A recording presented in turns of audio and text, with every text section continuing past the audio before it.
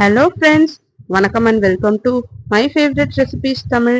இன்னைக்கு ஒரு டேஸ்டியான முட்டை கிரேவி பார்க்கலாம். இந்த முட்டை கிரேவி நம்ம சாப்பாட்டில் போட்டு சாப்பிட்றதுக்கோ இல்லை சப்பாத்தி கூட தொட்டு சாப்பிட்றதுக்கோ ரொம்ப டேஸ்டாக இருக்கும். வாங்க எப்படி செய்யுதுன்னு பார்க்கலாம்.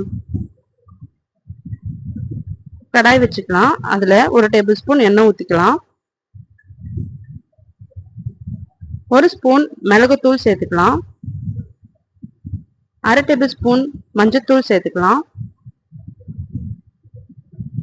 ஒரு அரை டேபிள் ஸ்பூன் உப்பு சேர்த்துக்கலாம். இதெல்லாம் சேர்த்துட்டு நல்லா வதக்கி விட்டுக்கலாம். இப்போ முட்டை வேக வச்சு வச்சிருக்கேன். இதை ஹாஃபா கட் பண்ணிட்டு இதுல சேர்த்துக்கலாம். சேர்த்துட்டு ரெண்டு சைடும் திருப்பி போட்டு நம்ம நல்லா வறுத்து எடுத்துக்கலாம் முட்டைய. இந்த மசாலா முட்டையில நல்லா ஊறணும். ஸோ இந்த மாதிரி போட்டு வறுத்து எடுத்துக்கலாம்.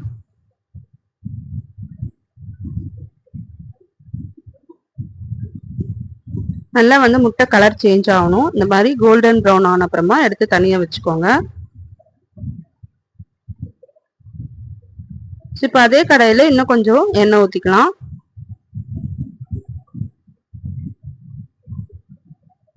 ஒரு ஸ்பூன் கடுகு போட்டு தாளிச்சுக்கலாம். அரை ஸ்பூன் உளுத்தம்பருப்பு சேர்த்துக்கலாம். ஒரு ஸ்பூன் சோம்பு போட்டுக்கலாம்.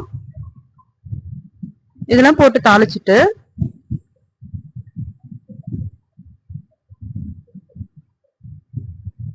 ஒரு 2 மீடியம் சைஸ் வெங்காயம் பொடியா அரிஞ்சு வச்சிருக்க அதையும் சேர்த்து வதக்கிக்கலாம்.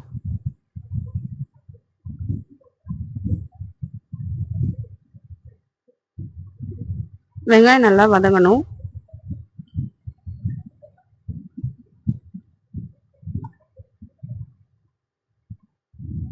வெங்காயம் நல்லா வதங்கின அப்புறமா நம்ம தக்காளி சேர்த்துக்கலாம். நான் இன்னைக்கு 4 தக்காளி எடுத்திருக்கேன். நல்லா மீடியம் சைஸ் தக்காளி 4 தக்காளி எடுத்து அரைச்சி வச்சுக்கோங்க. நல்லா பேஸ்டா அரைச்சி எடுத்துக்கோங்க. ஸோ அதை இதில் சேர்த்துக்கலாம். வெங்காயம் நல்லா கலர் சேஞ்ச் அப்படின்னா தக்காளி சேர்த்துக்கோங்க.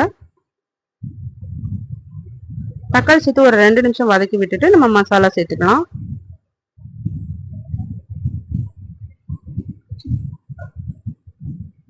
ஒரு டேபிள் ஸ்பூன் தனி மிளகாத்தூள் சேர்த்துக்கலாம்.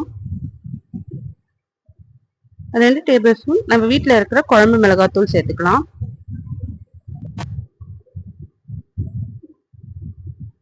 ஸோ இப்போ மசாலான்னு சேர்த்துட்டு நம்ம நல்லா வதக்கி விட்டுக்கலாம். இந்த கிரேவிக்கு நம்ம தண்ணி ஊற்றணும்னு அவசியம் இல்லை. இந்த தக்காளி வெங்காயம் இதில் இருக்க தண்ணியே போதும். பாருங்க நல்லா தண்ணி விடுது அதுவே.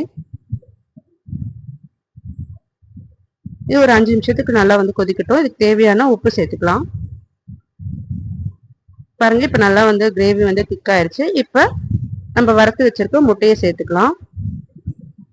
முட்டையை சேர்த்துட்டு நம்ம மீடியம் ஃப்ளேம்ல வச்சு ஒரு 5 நிமிஷத்துக்கு நல்லா 2 சைடும் திருப்பி போட்டு எடுத்தோம்னா சூப்பர் அண்ட் டேஸ்டியான முட்டை கிரேவி ரெடி ஆயிடும்.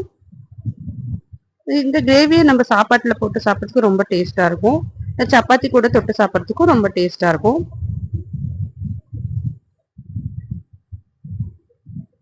ஸோ இதுக்கு மேலே நம்ம கொத்தமல்லி தூவி இறக்கணும்னா நம்மளோட முட்டை கிரேவி ரெடி ஆயிடுச்சு.